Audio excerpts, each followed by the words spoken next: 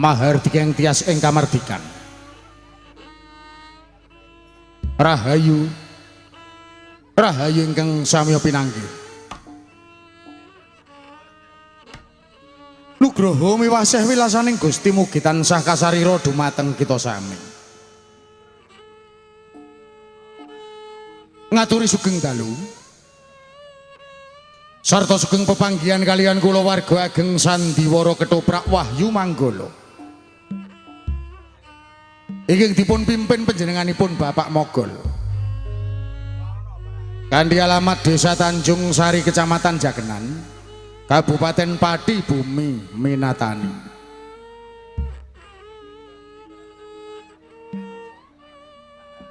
Sasampunipun panjenengan sami kasugata tari gambyong minangka purwakaning pagelaran ing dalu punika. Minangkani pamundutan kepareng ing dalu menika kula warga ageng Wahyu Manggala badhe nyegahaken cariyos ingkang mawi ira-iran. Damar Wulan Ngratu seri perangan Minak Jingga Lena utawi Rangga Lawe Mokswa.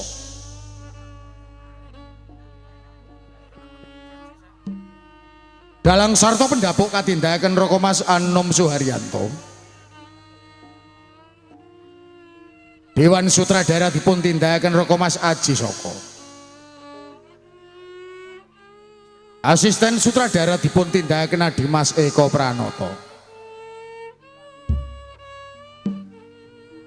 Pangeprak katindakaken Bapak Suhardi. Wontene Pranoto Pakliran dipun tindakaken Dimas Suyono sakonco.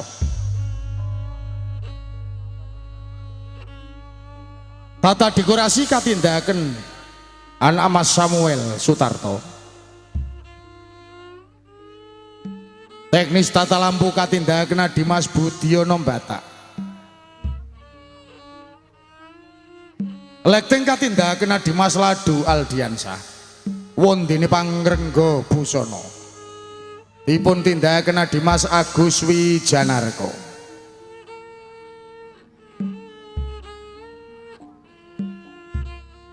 Binarung ungling Kyai Gongso Madularas ingkang dipun pimpin Bapak Keman Widodo. Kanthi pangli ing Swarawati utawi Pesinden dipun tindakaken Ibu Supariana sarta Ibu Kuntari. Pranoto gending katindakaken Dimas Hadi Prayitno. Wontene Wiraswara katindakaken Bapak Miranda saha Dimas Bagus Edi Mahesa.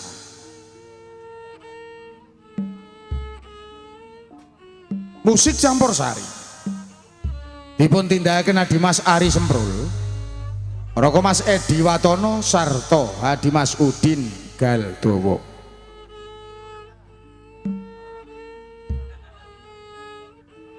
Pagelaran Sandiwara Ketoprak Wahyu Manggala dipun sengkuyung WM Audio. Ingkang dipun pangersani Raka Mas Gentong Kawa.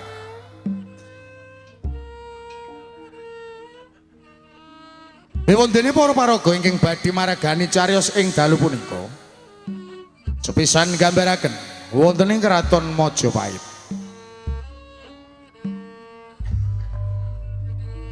Juwita Ratu Kencana Wungu ing dalu menika dipun paragani Nimas Menik Widyawati. Patih Lu Gender katindakaken Dimas Sabar Sugiyanto. Menak Koncar dipun paragani Raka Mas Andi Prastyo. Raden Layang Seto dipun tindakaken Dimas Eko Pranoto wondene layang kumitir kaparagane Dimas Abi Rojali.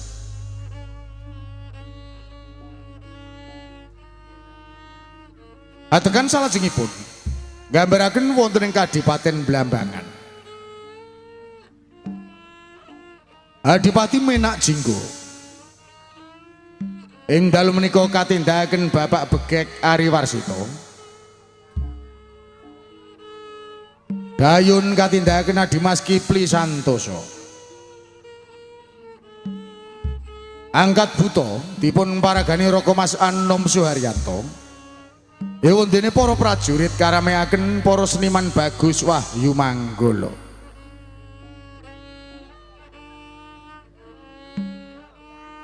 Salajengipun gambaraken wonten ing Kadipaten Tuban.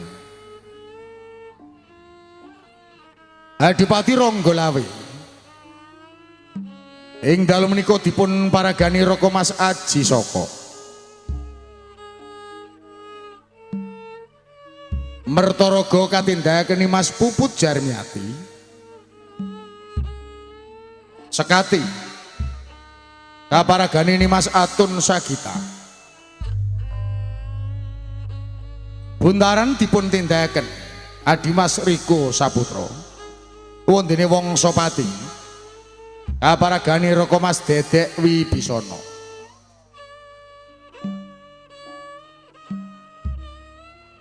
Damar Wulan ing dalu menika kaparagani Dimas Bagong Sutrisno. Anjas Moro katindakaken Mas Diah Maharani. Waito kaparagani Mas Uut Sutriana wondene Puyengan katindakaken Mas Tata Wulandari. Repat utawi dagelan ingkang badhe nglipur manah panjenengan sami katindakaken dening Cak Sendor Dimas Rokim, Cak Sariman sarta Bapak Mogol. Mban katindakaken siji Arum Somplak kabiyantu siswak Indah Kalola. Mekaten kula wau para kadang budaya Sutrisno menggah para paraga ingkang badhe maragani cariyos ing dalu punika. Kita sagotrah kula warga ageng Wahyu Manggolo hanamung ngaturi sugeng lenggah sarta sugeng amriksani ngantos titi purnaning pagelaran. Nuwun.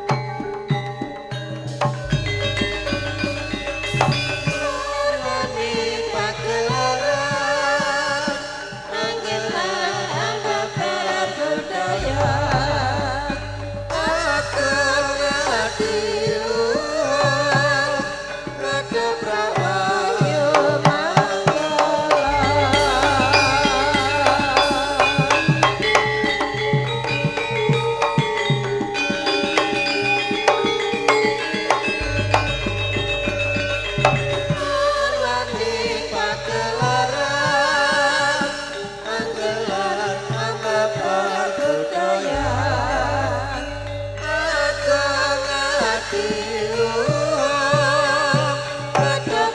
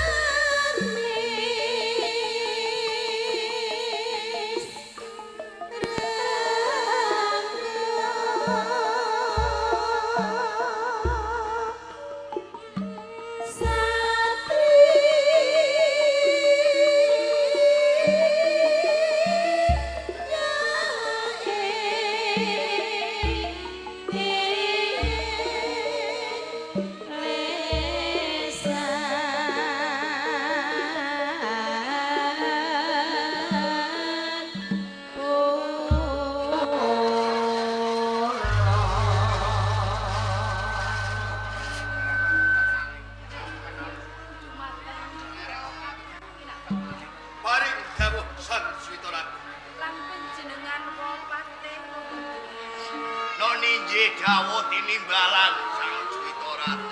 Layang Seta lan Lan nggih, nggih dawuh tinimbalan. lan sakabeh prajurit ana ing Praja Mojopahit. Ingsun ngawontenake Wiswananadi. Jalaran ingsun badhe ngrembug kahanan wonten ing Praja Mojopahit. Ingkang sakmenika nembe kasemya ing Mangala. Utawi boten Sedaya menika ingkang jalari minangka ngantos kathah suku yang sami gugur sakmenipun jalaran boten klawi madhep ing widanipun minak jiwa kebis.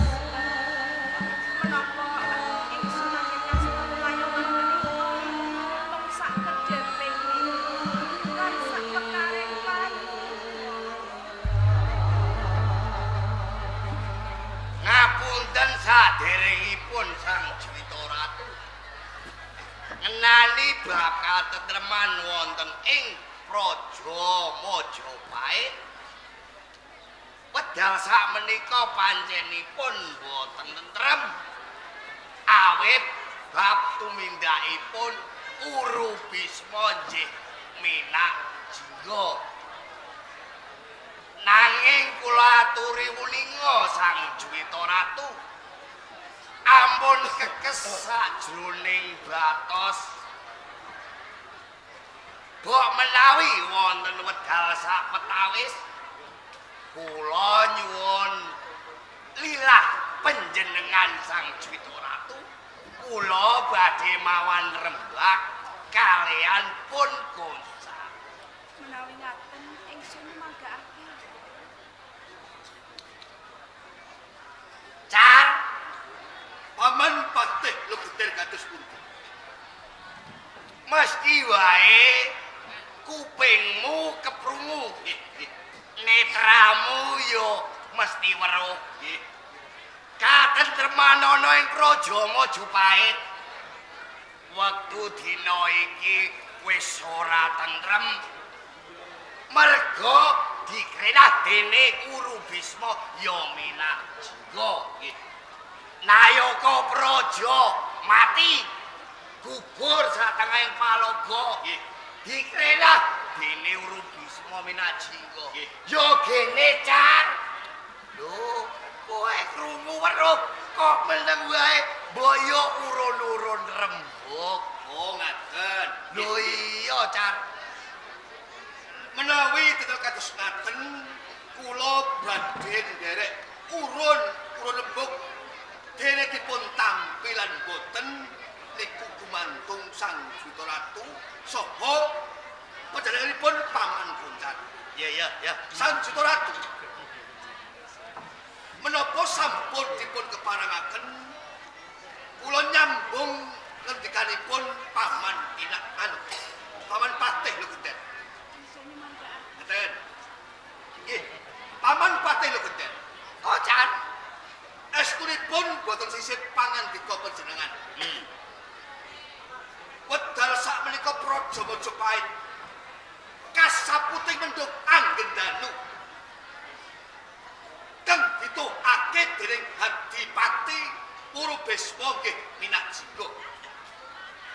Kathah wilanganing prasaka guring Mojopahit ingkang sami dados korban. Kakang Singgorejo Kediri gugur. Awit tumindakipun Hadipati Blambangan. Ya, boten cekap menika.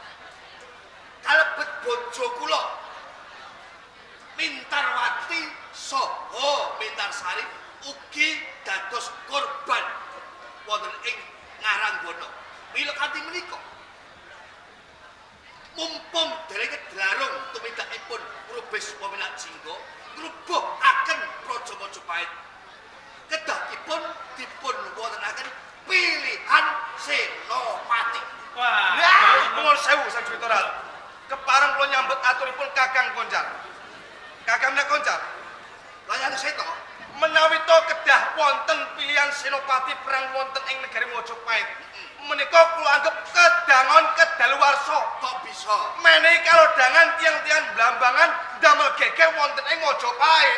Bener, bener, Sarujuk. bener omongane Sarujuk anak. kalian aturipun Kakang Layang Seta. Iya. Menawi panjenengan kedah dipun wontenaken pilihan senopati wonten ing Majapahit. Iya. Perang menika sampun dumadi. Pangorbanane prajurit senopati wonten ing kraton Majapahit boten saged dipun etung wilanganing driji. Iya. Ya. Kedahipun salah satunggaling nalika praja dipun abar utawi dipun piji pinangka senopati perang pinangka Ceceng Ayodya wonten kraton Majapahit. Lho bagus. Nggih. Tocer. Nggih, Bagus. Mergo ngopo, Car? Kok senopati dadak golek pilihan. Kedangon kok kedangon. Kesuwen. Mergo ngopo? Ning Praja Majapahit iki wis ana senopati. Wonten ing Majapahit wis ana senopati loro. Ah, dereng ngertos apa? Gatotkaca Antarja. Ayo. Sinten? Kowe durung ngerti, Cak. Dereng ngertos, Mas. Ora liya yo anakku dhewe Layang Seta, Layang Kumitir. Lho, iki wektu dina iki ontran-ontrane Praja Majapahit. Matur di. Sang Jota Ratu. Menawi kula kapiji dados senopati wonten ing kraton Majapahit, mesah kalian tiang-tiang Blambangan tuladanipun kados dening Guru Bisma Minakjinggo. Bebasan Citos. Apa kuwi? Siji musuh 100, Mas. Siji Layang Kumitir. 100. Minakjinggo. Menang ndi? Minakjinggo. Tak sogrek iroke, tak celek mripate, tak jer kupenge jet, tak suwaduk jare tunggu kandhane eret-eret dolanan montor. Menang sapa? Menang kula. Menang lho. Nggih. Krungu ta. Menika langsung juret Ratu. Boten namung kadang kula Layang Kumitir.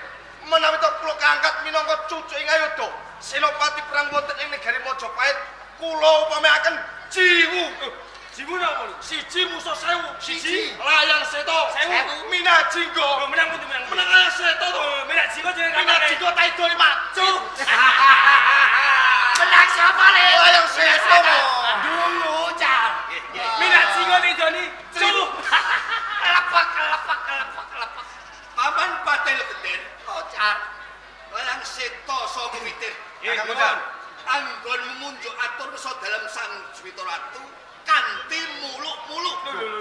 Kalamun kowe bisa mbetengi Praja Majapahit tanpa dianakake pilihan senopati. Layang Seta, jiwu. Siji musuh 1000. Leres. Siji Layang Seta, 1000 Minakjinggo isih menang Layang Seta. Datan beda Kumitir. Nggih. Sitos Siji. musuh 100. Ah. Siji Layang Kumitir 100 Minakjinggo. Minakjinggo kula cacah-cacah kula pakake biawak tengali. Nanging Lho pripun? nanging Nanging pripun? nalika Majapahit digempur dening Adipati Blambangan, Urubisma Minakjinggo campuing perang. Aku ora weruh irungmu ana ing Aranggon. Ndi aku percaya. Oh, Ampun pitados Ora mangkene percaya ya, kula Tate. Wah. badhe mangsuli pangandikane Kakang Kocar. Wangsuli to. Boten ateges kula niku boten wani perang wonten teng Aranggon. Nanging ngepasiri kok semanten perang Majapahit lan Blambangan ingkang dados senopati menika Paman Sindrorejo Kediri. Niku rak ngepasi udan gluduk udan bledek. Kamangka kula niku nembe masuk angin. Lho, kula rak maju wonten Aranggon masuk angin. Lah pripun? Mengerak nambah kula cilaka. Lah, kejawi saking menika Kakang. Mboten namung Yai Kumitir, kula ugi nalika campuh perang. Lho, kula niki wedi penyakiten. Penyakit apa? Campuh perang udan bledek. Kula wedi nek rangen. Lho. Oh, kanggo Yai pageno ya. awas lho. Car. Totir. Kowe ora ngerti yo, Car. Iki putraku Seta Dalah Kumitir. Iku pendane kaya serikatan. Nyamber walang mo. Nyambel balang. Bletik tanpa sodang mabur, tanpa lar. Oh iki anakku. Nek kula mboten. Loh, Nek kula mboten saged ngoten. iku pungguhe kowe. Windun disamber delap. Sambil delak Ngino, ngino ngece. Seta Kumitir Nggih. Kakang Kocar. ilang tanpa balung. Senajan teng muncul atau bisa dalam sang juta atau muluk-muluk. Nanging aku durung percaya. Lho, sampe dereng percaya. Mergo aku durung weruh Kanjeng Patuji. Kanthi dalan kados pundi sepatut panjenengan pitados? Dimen aku percaya iki tembung upama. Nggih. Ing paseban agung ing Mojopahit sinek-sinan kawula. Teng Sumebu. Nggih. Saiki pemono kowe kabeh sing jajal kowe wani. Lho. Jenengan ngece. Senopati Senopati jajal. wani. Kok mboten wani lucu. Aja wani. jajal. Kok eloke. Ah. Sing jajal karo kowe. Iki ora nate perang. Lho. Sampeyan ngece. Cetha. Sampeyan cetha ngece kula niku. Lho kula niku prajurit Senopati kok tikdu karo prajurit-prajurit lucah. Sampean diting prajurit pundi? Tetandingan kalian kula. Lho, aku. Sampeyan dhewe. Aku dhewe. Sampe dhewe. Mo, Mau, pripun mau? kula ditantang Kakang Koncar mo. Musuhe sapa? Kakang Koncar. Lho kowe wani. Wani. Prajurit ora wani. Kowe wani tenan. Wani. Tit. Oh. Kowe nek wani aja wedi-wedi. Iya bener. Nek wedi aja wani-wani. Kula iki bener. Wani nggih wani. Wani. Wani. Tenan. Nggih. Tenan. Oke, nare. Aja ngisi-ngisini. Aja meneh mbok kroyok wong loro. Wong telu ora wedi. Lah sing siji. Gerangane. Gerangane. Kan, kowe musuh anakku durung karuan kumono. Wani oleh. Wani mo. Iki kudu nganggo apa-apane Rama. Aku ngarane. Mengkone wis 1 2 3 maju bres. Sikat. Lho. Wani ra yo. Tak hitung iki. 1 2 3. Ya! Guys. Wah, ijek kurang. Ucek kurang mo. Ijek kurang. Isih kira mo. Ngomong. Ijek kurang. Dereng tekan mo. 1 2 3. Ya! Woi. Masuk. Loh. Kados pundi to? Mang ijek kurang 3 kila niki padha 2 meter. Maju napa mundur? Maju ale. Maju mundur. 1 2 3. Maju. Gres ngono. Maju ngaten nggih. 1 2 3. Ya! Kasih kira mo. Saya kira mo. 2 3. Ya! Sampeyan niku ampun guri. Sampeyan niku ampun guri. Kados pundi to mo panjenengan niku? Oh. Nggih. Pundi? Lah kok Romo sing kena yo te. Kula iki jane bingung. 1 2 3 mung suwe sing disaduk. Lho Romo. Nun sewu. Piye neh? Menawi kula niku isin. Menawi musuh Kakang Koncar. Ora usah usit. Lho, Romo. Perkawasipun Kakang Koncar niku pun tuwa. Lah. Kula sing muda tumaruno. Menang boten kondang, kalah dedawingan boten pendapian Mojopahit. Kesane timbang, tuwa musuhe tuwa. Kowe mesake yo. Nggih. Kok Koncar Tuwa. Wong tuwa Musuhe tuwa. Sapa ya? Sapa ya? Sampeyan Panjenengan dhewe. Aku. nggih. Iya. Wani napa boten? Ani boten. Aja aku. Kok aja sampeyan niku. Aku dulu. Ayo. Tuwa musuhe tuwa. Apa wani? Cobi tak jajale. 1 2 3. Maju! Napa mau? Jurus apa, Mo? Jurus apa? Harimau. Harimau. Cacap. Harimau. 1 2 3. Maju! Wah, jurus napa mau? Bangu. Nyucuk iroke mau. Nyucuk iroke. Ciro lu ya.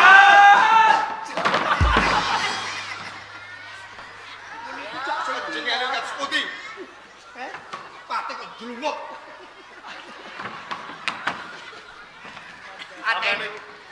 Isin. Tak, Ten. Nggih. Lho iku mang. Yagem. Apian. Apian. Duwe karep mo.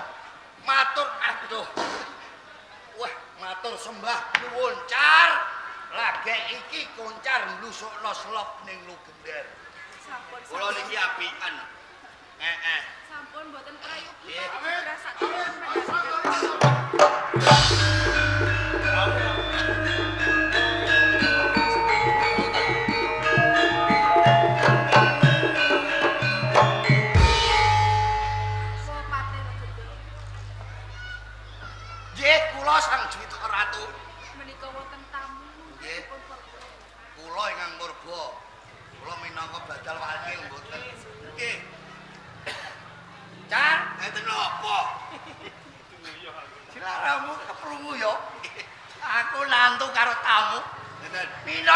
dal wakil dadi kon estu aget.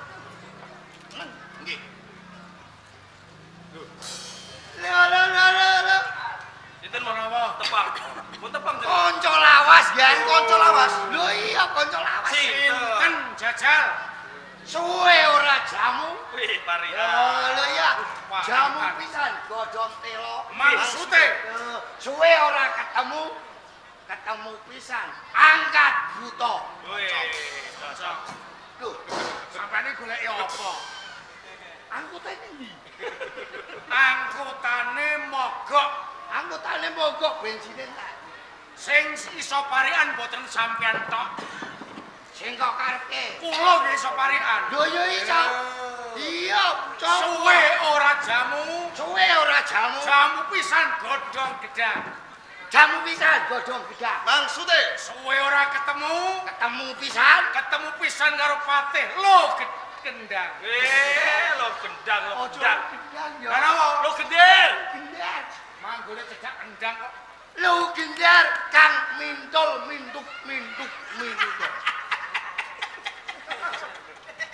Kok malah nyeki majuguk. Lah jenengan lu nyeleh. Menapa kesanipun, Po? Monggo, Po. Angkat buta. Pripun? Iki mung tak gek guyolan. Nggih. Iki wos. Ape buangka kursi iku diringakno. Monggo. Monggo. Kesanipun menapa? Angkat buta. Enten apa? Tegamu ana ing Praja Majapahit. Nggih. Monggo. Monggo. Kesanipun menapa? Aja ngebidung. Boten. Aku tak Rasane nyasar. nopo? Pegawe Wigatimu. kowe munggah Praja Majapahit. Nggih. Ki ana wigati apa? Wigatos badhe sowan ngersa dalem Sang Juwita Ratu kapurih ngaturaken nawala. Ngaturake Nawala. Nggih. Nawala kuwi weke sapa? Lho. Awake sing ngongkon. Heh. Weke sing ngomong. Nggih kula mongkon. Lah sing ngomong iki daya ana jenenge. Enten ah. Sapa? Rahasia. Rahasia. Penakno nggo nongkrong. Lungguh. Pate jaluk disampluk iki. Penakno lungguh. Sang Juwita Ratu. Menika wonten salah setunggaling pawongan cih ingkang aparing asma Angkat Buta saking Kadipaten Blambangan. Piyambakipun badhe caos ngaken nawala kagem panjenengan Sang Juwita Ratu. Nggih. Sampun dosa kawis. Injih ngestokaken dawuh Sira angkat buta. Paring dawuh Sang Juwita Ratu.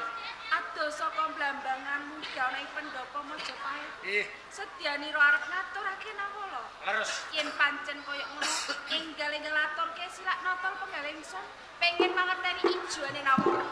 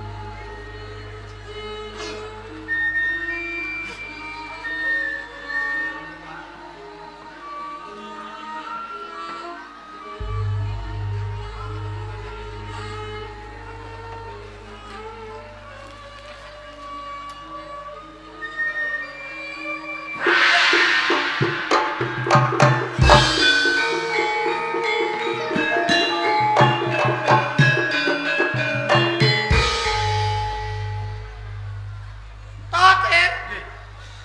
Lho Sang Juwita Ratu Genjot sange panungguan. bareng ngerti isen-isen nawala kok terus mubah. Oh, ora ngerti cak-cakan. Get-geting wong. Angkat buta. Enten apa? Kowe arep ngopo? Jupuk layang. Sumantaka. Coba layak. enggak. Lho iki judule pate. Kok ora ngerti tubat iki to? Lah terus kenapa? Ngerti sapa aku? Lah duka. Lah sampeyan sing diapal. Wakil akhirnya ratu pahit. Lho, bakal wakil ratu. Ngono iki ojo pahit. Angge timbangane ngregeti tak gedete. Oh, kudu nganggo tubuh iki lho. Sing wenang ki aku. Oh, nggih. Ora situ. Gedete.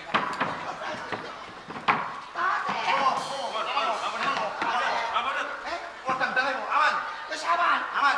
Ora apa-apa ya. Boten apa-apa. Coba japi. Oh, aman. Ora ada. Iki nek ana sine. Biasane iku nek di wong keres iku mencolot di bawah.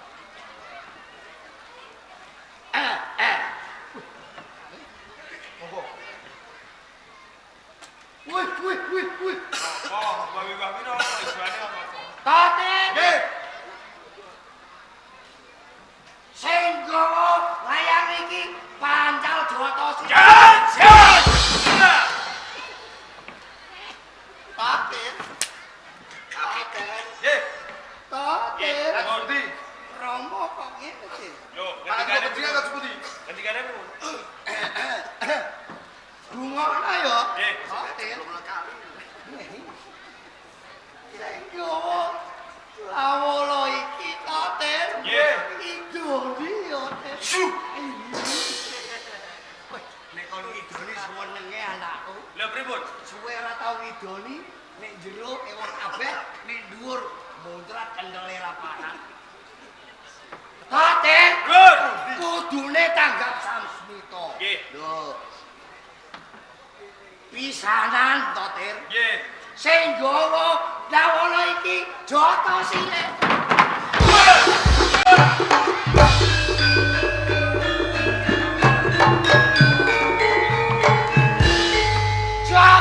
Jos, Totir, Jos. Lho putrane apa Jos? Jos gandos rewo. Lho iya. Anake bento Pak Anedian. Lho kok iso? Paman Patih lho Gender. Car. Atur wuninga. Angkat buta sowan ing negari Majapahit. Menika nglamar Sang Jwitara utusan wong Caraka. Wong nglamar kuwi pindhane wong jejaluk. Iya. Diwenehi ya matur nuwun, parandene ora ya aja gelo. Kuwi kan wis to. Angkat buta menehi nawala isen-isene kepengin lagi janji nglamar Urubisma Minajingga kepengin gaut karo Suwesbusi. Ning anakku wis tanggap Sasmita. Tong mindake angkat buta ora bener ta. Merga niku anak ndika. Lho iya. Seta komitir unggah-ungguh tata krama boten gadhahi babar pisan. Cobi dipun penggalih kanthi permati. Majapahit menika negari ageng. Gitu. Ya bener. Menawi ngantos tumindakipun Seta komitir kados ngaten. Kalamun kapireng dening kawula ing Majapahit. Menapa boten prasutaken asmanipun Sang Dwita Ratu? Monggo Majapahit. Kuwi iki duwe kasusunan godhange kasusastran. Mula kanthi kuwi perkara niki kula mboten melu-melu.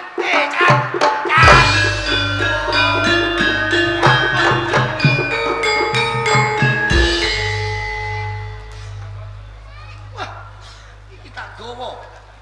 Tanggo pangeling-eling. Kabeh pro prajurit. Kae, ewang-ewang ana bendaramu layang Seta layang kumite. Budal. Monggo. Budal.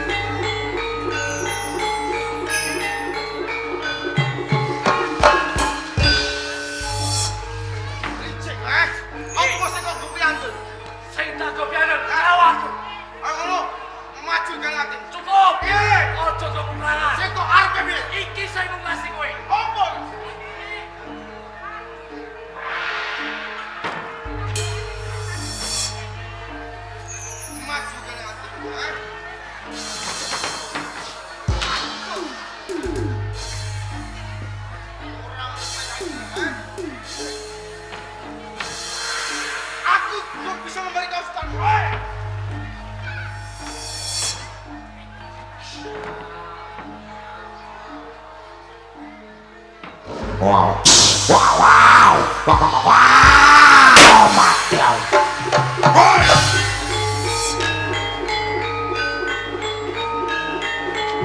Wah. Oi, ya.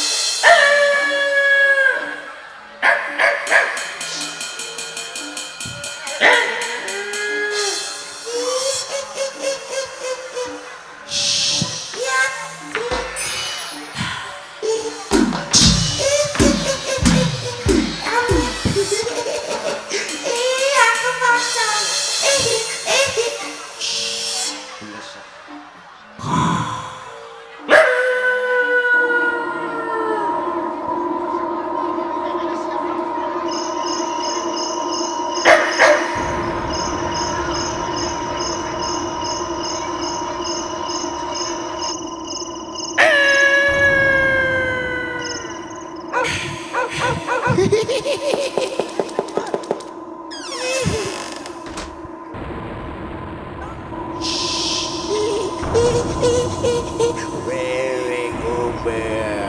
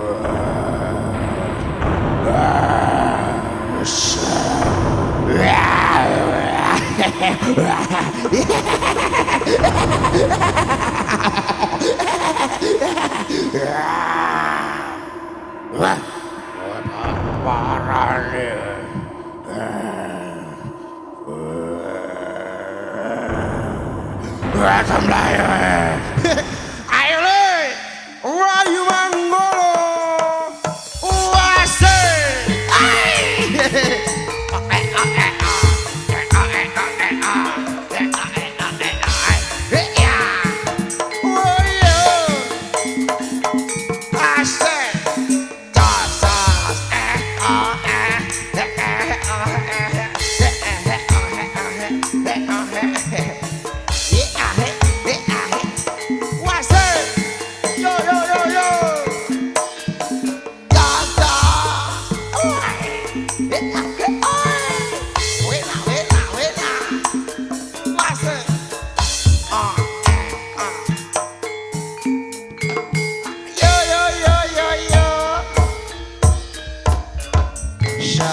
Stop Kang, stop.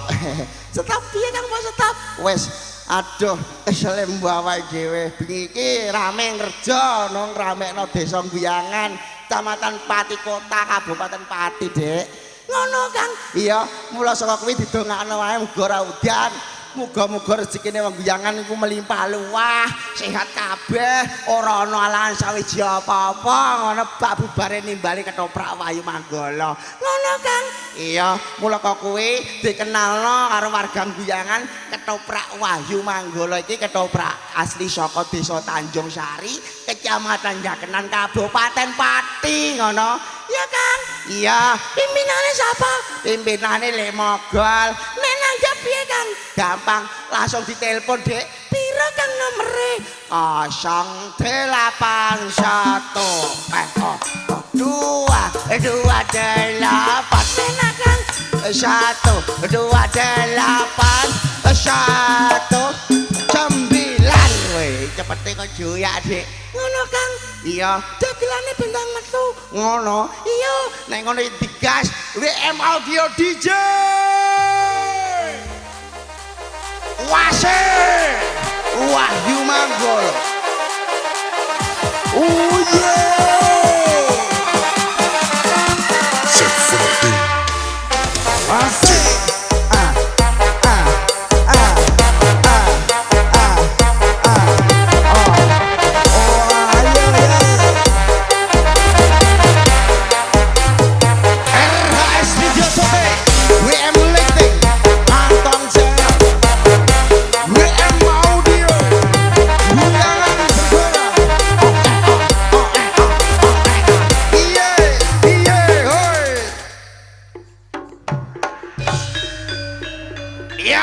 Ya, singo macane Wahyu Manggol. Yo!